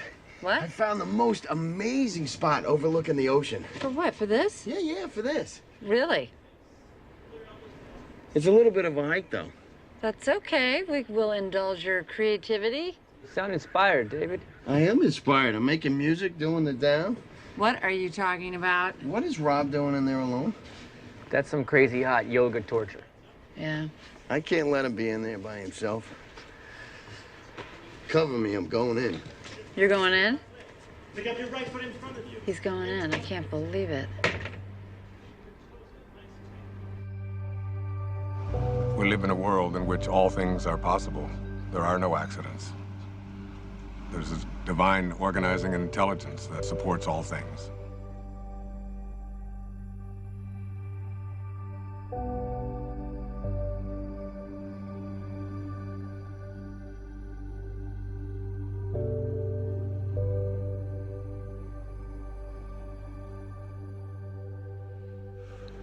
I think you have to get to the place where you're no longer focused just on yourself. And the things that you really want for yourself, you begin to say, how can I want them more for someone else than I want them for me? And that's God realization.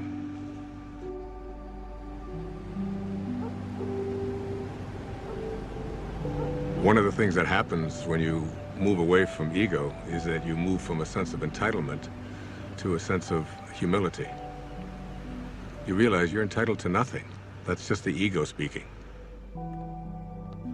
So the fundamental truth is that you must be like what you came from. If you came from divinity, you must be divine. If you hold your hands up and say, these are the hands of God, then what does God do with his hands? God is just giving. That's all God knows how to do. Hi. How are you this morning? Better than yesterday. That's a good way to be. Not better than anybody else, just better than you used to be. Hey, I was wondering, is there a place around here where I could actually buy some flowers? I wanted to bring some back for my wife. I can let you have some of these if you want. Really? Yeah. I mean, they're not fancy like you get in a flower shop. They're just indigenous roses. A little more rustic. I think my wife might actually like that. Hey, now, wait, let me help you. Cut just above the leafy part there, and above the leafy part, and try to do it on an angle. Hey, there you go. Good. Can you tell I've never done this before? Not much of a gardener? No. I usually pay people to do my gardening. People who actually know what they're doing, like you. Well, I get a lot of satisfaction out of it. I've never really seen the value in flowers, I guess. Don't you ever send your wife flowers? No. Oh, that sounds bad. It's a new day. Yes, it is. You know, there are over 200 species under the genus Rosa. And there's a rose database that has, I think it was over 6,000 variations of roses. Seems almost excessive. Here. Thank you very much. Can I give you a tip? No, thank you. You sure? It's okay. Well, I'll be sure to tell the owner of this place what a great staff he has. You just did. You? You're the owner. No, I really am. I apologize. I thought you were just the gardener. That's an easy mistake to make. I saw you watering the plants. Plants need to be watered. Yes, they do. Thanks again.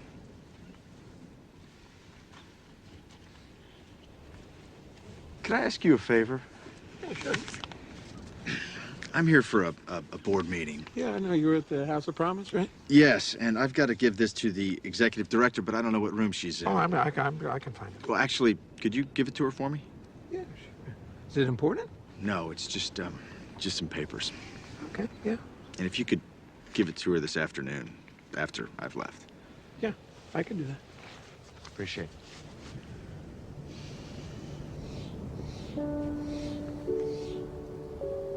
So you shift your thoughts from what can I get to how can I offer, how may I serve? If your attention is off yourself and about giving, the universe will respond by giving back to you. The universe will say, how may I serve you? But you have to be in a place of service yourself. That's when the transition is complete, when you move into that place that is without ego.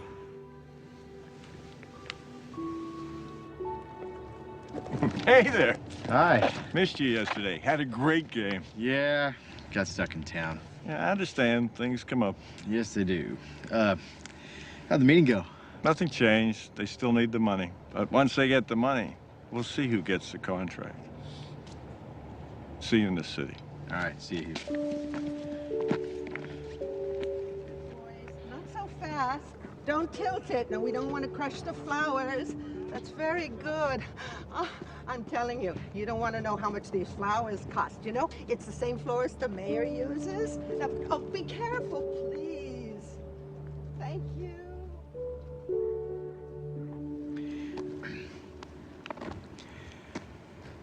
How about the name Rose if it's a girl?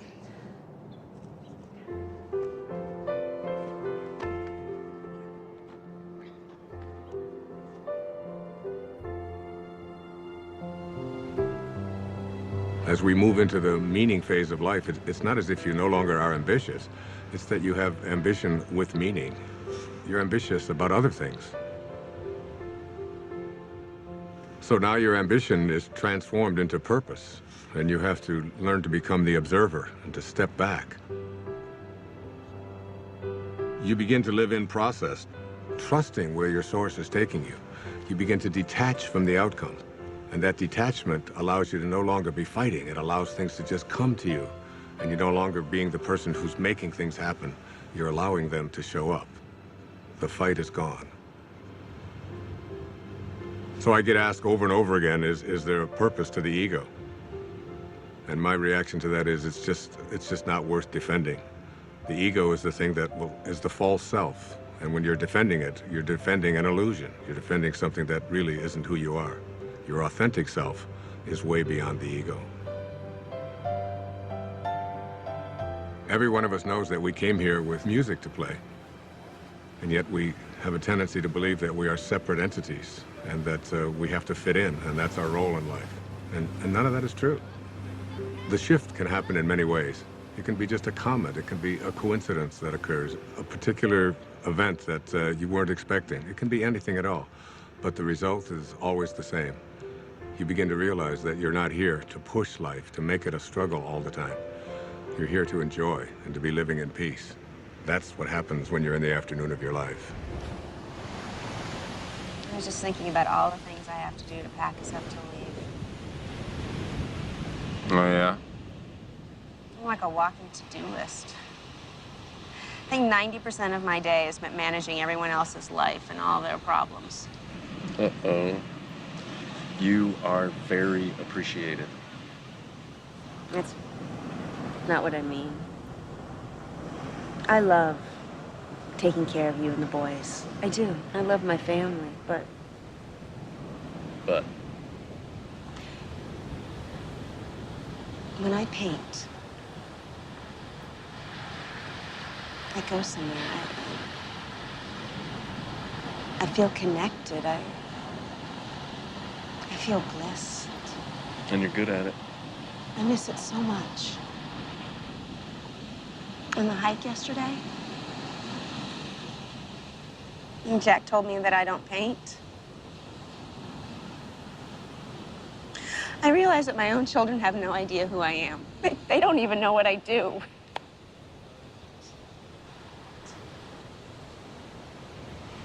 So do it. Really? Yes, absolutely. Thank you. I want to stay here. What? Just for a week.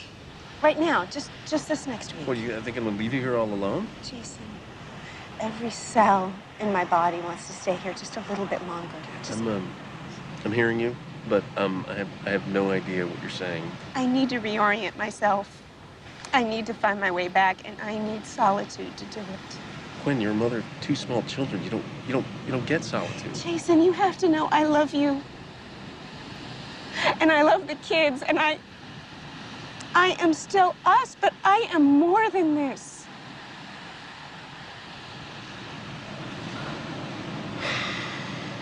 Okay. There's just one problem. See, I don't know how to do what you do. You'll be great. It's just for a week. You'll survive. And then we go back to normal. I don't know about that. Oh, you're good at this. Oh, that's not fair. You know what you're gonna get good at? What? Laundry. I see lots of laundry in your future. That's great. That's great.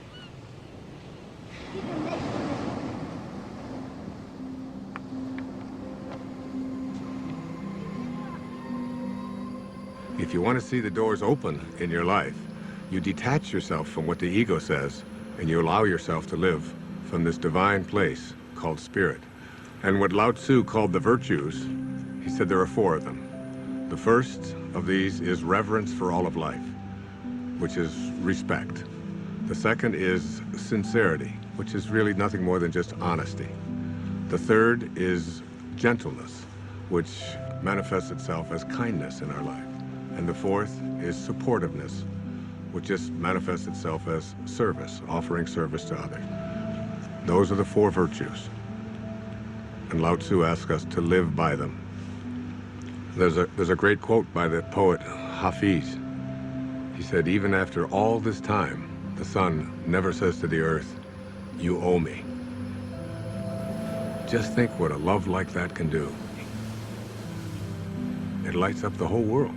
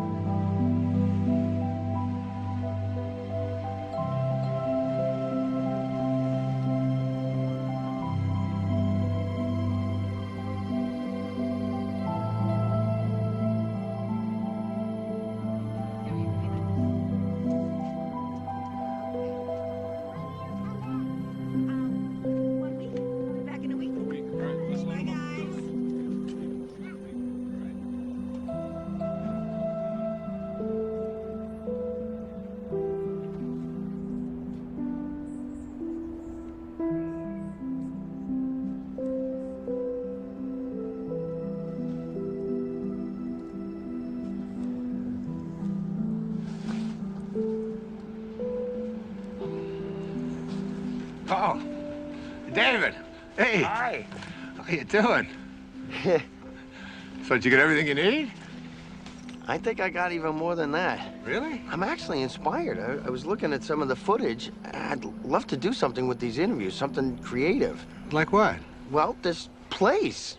There's something happening here. What you're talking about, the people, themes, I think I can really do something with Wait a second. I thought you were just a technician on this shoot. Isn't that what I heard you say before? I guess not.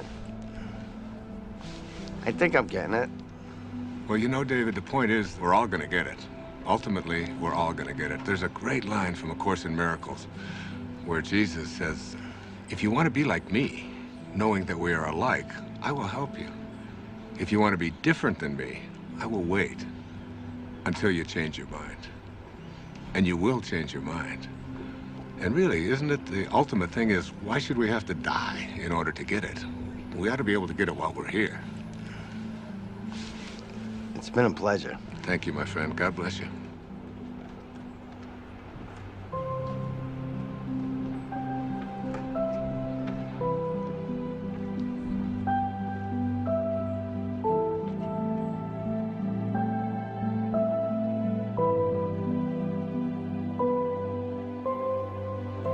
Nobody needs to ask the question, what is my purpose? It will always be found in service. If you can just for one day put your attention on making life better for someone else, if you can focus on thinking like that, that's how God thinks. It's an ancient concept, but it's still relevant. To touch someone's life is more valuable than any amount of money. My friend Byron Katie says, to believe that you need what you don't have is the definition of insanity. That you can't be fulfilled until you get all these things, that's an illusion. Really, you don't need anything more. It doesn't matter what it is you do. You could be a cab driver, a teacher, a factory worker, a manager. What matters is that you put your attention on how may I serve. Think of the people you go to, whoever you are in your path. You can run an entire business this way. not being attached to outcome, putting attention on service. Your life becomes about living those virtues. How can I serve? How can I be gentle? How can I be reverent? Thinking like that means you're living in meaning. The messages of the morning are about what you can and can't do, about how society defines you. But in the afternoon, after the shift, it's about connecting to an energy that's taking care of everything, and we're all just being done. Try to stop yourself from breathing, from your fingernails growing. Living the virtues is all we need to do. The truth is, I feel something else is in charge of all of this. So it's really about surrendering to it. Surrendering to something that is bigger than you, that you are connected to, and that's really in control of everything.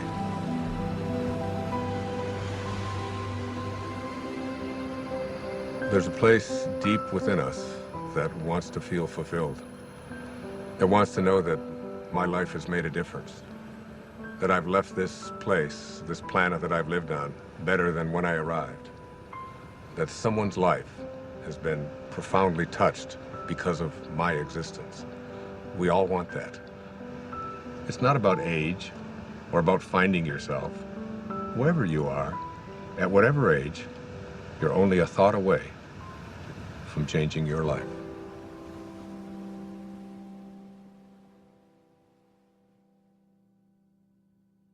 This is not a race. You don't have to run. You might even slow it down, take a look around instead of chasing everyone. Nothing to prove, no point to make. If when it's said and done, you know in your heart that your song is sung. Don't go with your song still inside you. Let it guide you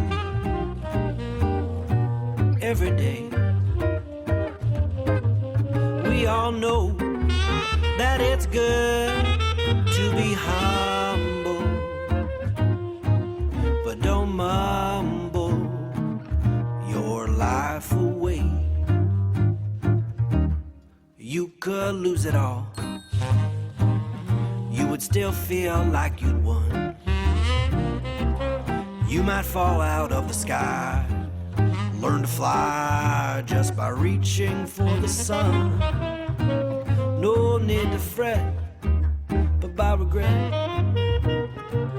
If when it's said and done, you know in your heart that your song is sung.